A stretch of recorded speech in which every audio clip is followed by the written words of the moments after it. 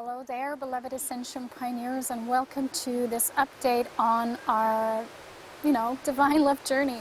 So I'm going to talk a little more about divine love unions and twin soul bridge to this new earth consciousness that we were building.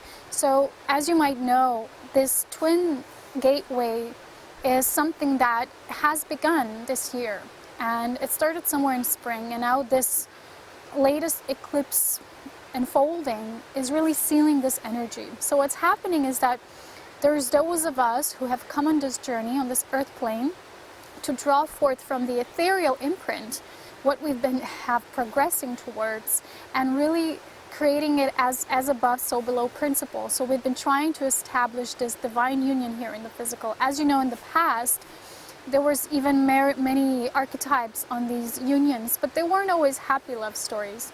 So at this time, we've really been trying to transcend this, to really bring the opposition that sometimes was encountered when real true unions came together, as in couplings that really felt this true resonance within their heart and soul.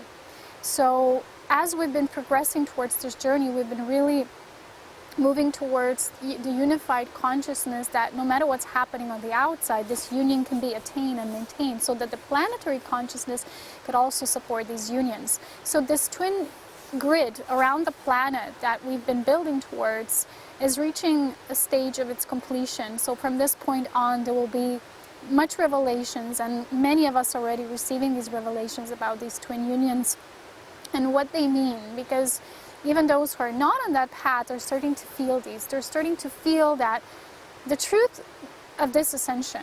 So as you know, I've been talking about this many times before. This is a heart-based ascension, which means that your cosmic heart expands and it activates, and it's a feeling-based ascension. A lot of people have been trying to ascend mentally, with trying to increase their spiritual understanding with awareness only, and awareness, of course, is crucial for this journey, but it's not where things end.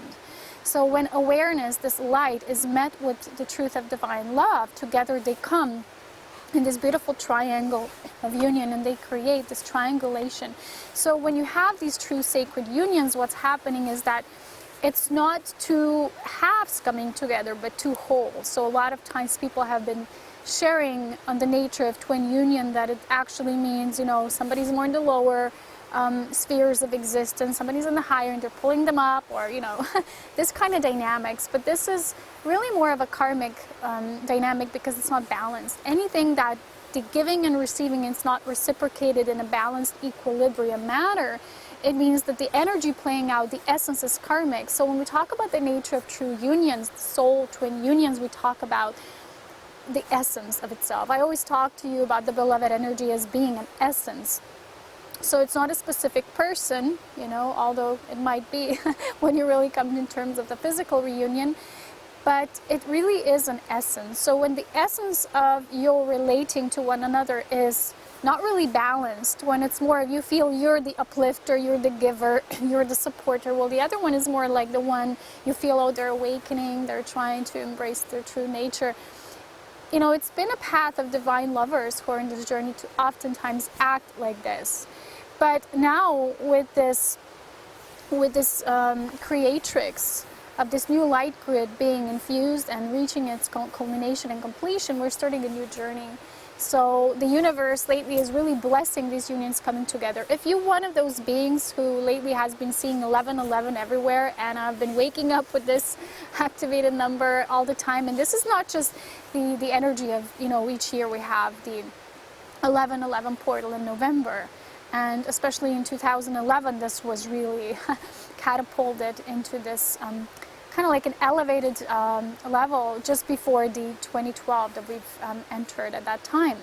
But this also means the gateway of, the ones becoming 1-1, which creates the 0-point field polarity of neutrality. So what this means is that the nature of twin relating to one another, it's not even a relating experience, it's a unifying experience. So here, when we talk about the nature of true divine reunion, we actually talk about the integrated polarity versus dualistic polarity.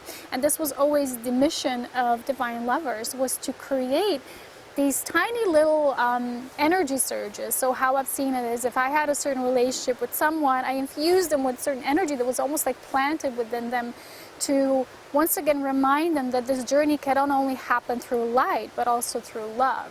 So this is a unification assignment that we've had to those of us who've been traveling this journey. So when you, at this time of the eclipse, which is a very potent energy for relationships, because the sun is in Libra and Aries gives it that tone of new beginnings, a whole new relationship paradigm, you might feel things of the old, like old relationships, but it's not even about people that were a part of it, but it's the essence of it. So just recently, in my own example, I had a relating experience when I really felt something that's so old, like an old story, needs to come together in a culmination. It's like bubble needs to burst when you really drop all your boundaries. Everything you felt you've been doing so far, you weren't always in alignment with it, but you felt you're doing it anyway, or you need to do it anyway. It's because we really needed to do certain things. We can't carry the old paradigms of relating to one another as we walk this threshold of the eclipse. That's why we're being purged of this, so that we can really enter with nothing but love. And my own experience was that just before the eclipse, I was sitting with someone and doing the eye gazing and soul gazing in truth.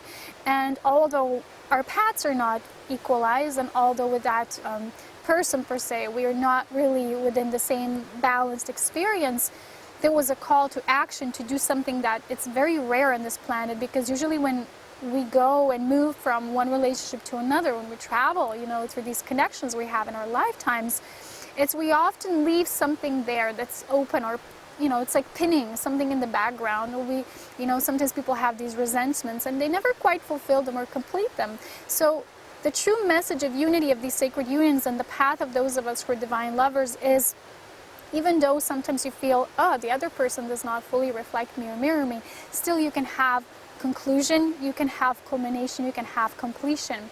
There needs to be allowance. True unity is not hoping that someone that is, you know, someone we need in the physical will completely understand us or get our path.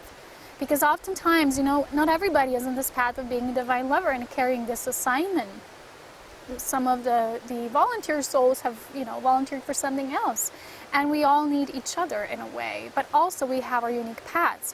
So the whole message of unity is not trying to put each other in a box and try to kind of match who we are, who we think we are, but to really understand that unity happens even within diversity. And, you know, the integrated polarity is when you transcend duality through knowing that we will have our differences, we have different journeys, and yet there can be unity. This was the whole lesson of this planet. There was so much diversity on this planet, racially, in terms of religions, in terms of interests, in terms of so much. You know, even the nature is so diverse on this planet. And with such diversity, can there be unity? And divine lovers are those who have been establishing this sacred twin light grid around the planet, this new grid that then this new relating paradigm could come through it. But it's not even a relating kind of experience anymore, it's a unification experience. It's when you really understand yourself as a nature of a being who does exist in polarity. We all have a twin nature, so to say. Each galaxy has it, each universe has it. It's how it is in creation. And yet we still feel that our individuality, our sovereignty is a part of that as well. And that's how we really commune in this new, and it always occurs through spirit, so soul to soul to soul, so to say. So this nature is that what we've been searching for all along, you know, it's here, it's home. This home is the united, unified heart of one. And if you've been feeling this completion and this nearing an end, or you feel like you needed certain resolve with someone or something in your life, it wasn't about the person, it was about the essence. I'll give you one example. When I had my own culmination in this phase, you know, and there's always more and more. As you know, we've been building up, we've been kind of like unlocking the gateways and the barriers of our hearts that kept something closed, so we couldn't have an overall greater experience, right? So as many people talked about twin flames and fixed all about a certain person, you have to see the bigger picture. And I always talk about the bigger picture. It's about the essence that what we do within our relating to one another. So when I did this with this person, it felt like a ritual. And I said to them, you know, we're not doing just for us. It's not even about us. It's about, for example, all of my relationships in my lives and in their lives, but also in the whole as to how the divine feminine and masculine energies relate to one another through understanding. Even though there's differences, there's never going to be same level of awareness exactly, especially within this diversity we will have as a race of human beings. But to have an understanding nonetheless, and in spite of that, and because of that specifically, that's when you truly reach that unity. It's not trying to change one another or dominate or say, I'm right, but really sharing the perspective that comes from your heart, saying, this is how it is in my feeling side of life, in my perspective, and the other might have their own perspective. And yet, the mastery in us would say, but what is the absolute? And yet there's a triangulation of your perspective, another perspective, and the absolute. And this is the journey we always are kind of moving through. A unity, the relating to one another, and then unifying within the absolute. So this was the whole nature of the twin reunion, was to establish this on the planet, not just to be fixated on one person being your twin flame and then forgetting about all the rest. Because true divine lovers are doing this mission on much greater levels that are behind the scenes, and we're working with the planetary energies as well. And as we bridge these gaps, it almost feels like we can create a new bridgeway of reaching our hands out to fellow brothers and sisters. And as we are ascending to our true rightful nature as a divine lover, as a twin soul, then we will have this built. This energy will be there for others to tap into, and much more easily because we've already done the work. So the holders of this light, it's like this diamond gateway that I've been talking about somewhere, this year. I think it was in spring. Moving into summer, this really activated. But remember how it is with gateways. They open up, but then, it's a stabilizing energy. It's like always, like you need to fuel the fire, like constantly. And that's why these unions are always reciprocal. There needs to be a mutual giving and taking of love, because it's unified. You don't see, I give as much, how much do I receive? You see it as a unified process, because when you give so freely and unconditionally that you don't think how much you receive back, because in your giving, you're already filling yourself up with this divine love. And not everybody will be able to hold this level of attainment, because it's not where they're at in their journey, so we need to respect them. As we meet different people, we need to know that we can see beyond what they're showing to us presently. We can see their wounded child within, or we can see that how sometimes people are torn away from their feelings, so they're just completely disconnected from it, and maybe that's why they can't feel what we feel. But we show them a reality that's different, that's altered, that's magical, that's miraculous, and this is this world, the fifth dimension and beyond. So I prepared a sacred sound attunement, very short one, to play at the end of the video about embracing these new unions. But it really is time to embrace unity and individuality, not in opposition through friction, but really as this unified process of the one. And the pathway for twin union is complete inner sense of home. So you're complete embracing of the self, no longer thinking certain things you do in your path are a must, they're required of you, the saving, fixing, even helping others. That's moving. With this twin union, you're simply unified. You are unified. You're a master of light, and your unity already assists others by you attaining that level. It's no longer that, oh, I need to save others, or I need to help that person, and I'm going to stop my own union for that. Sometimes you feel resentment for the self. You feel like you're feeling it for another, but it's really for you, because you feel like you're constantly pausing in order to hold something for the other. But in truth, you're already holding the space while being in your union. So this complete embracing of the self, all parts, all integrated, all fractions of your multidimensionality, when you can really truly express them, not just saying, oh, I really like this part of me, but are you physically engaging in it? Are you having a unified experience with it? Are you expressing that part of you? That's really important. That's when you will feel like your shadow, your light, everything is coming into unity. It's no longer denied or repressed or suppressed. It's just expressed. So suppressing does not lead into union, only embracing and shedding love into those parts, and sometimes people say, I'm hoping to also experience this, I'm hoping for the kind of union, but they're not going deep enough to experience it. The magic happens within your own heart. It's there for everybody. Everybody, in truth, is a divine lover.